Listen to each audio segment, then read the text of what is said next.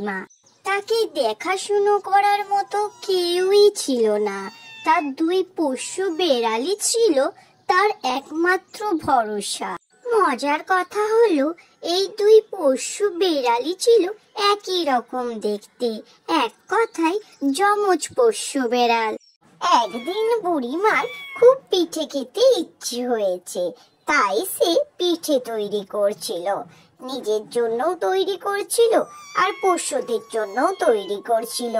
পাশেই বসেছিল তার সেই দুই পোষ্য বেড়াল। তাহলে কি হয়, পোষ্য বেড়ালগুলি বুড়িমার দেয়া পিঠের অপেক্ষা না করে পিঠের জায়গা থেকে একটি পিঠে চুরি করে নিয়ে চলে গেল অন্যত্র ভাগ করে খাওয়ার জন্য। এরপর দুই পোষ্য বিড়াল একটি পিঠে নিয়ে পাশের একটি জঙ্গলে চলে আসে এবং পিঠেটি নিয়ে ভাগাভাগি শুরু করে। তাতে তারা দুজনেই কেউ সমানভাবে তাদের পিঠেটা ভাগ করতে পারছিল না। এই জন্য পিঠে ফেলে দিয়ে অনেক সময় দুজনে মারামারি করতে থাকে। কিন্তু সেই সময় সেই বনের গাছে খেলে বেড়াচ্ছিল এক বানর, ছোট্ট বানর। তখন দুই বিড়ালে সিদ্ধান্ত নিল যে তারা বানরকে বলবে তাদের এই পিঠেটা ভাগ করে দিতে, তাহলে দুটো সমান ভাগে ভাগ হবে পিঠেটা, তাহলে কেউ কম বেশি পাবে না। এই ভেবে তারা বানর ভাইকে তাদের কাছে ডাকলো।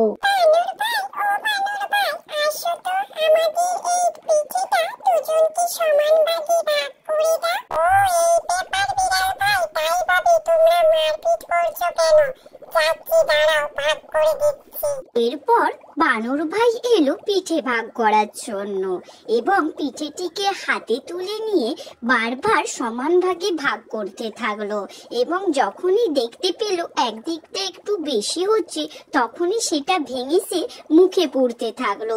এভাবে ভাগ করার নাম করে প্রায় বেশি বেশি বলে বানর ভাই পুরো পিঠেটিকেই খেয়ে নিল এবং বিড়ালদেরকে বলল, ভাই দেখো, তোমাদের দুজনের জন্য সমান ভাগে ভাগ করতে করতে পিঠেটা একটু একটু বেশি হতে হতে সেটাকে ভাঙতে ভাঙতে সেটা পুরো ধুলোয় মিশে গেছে।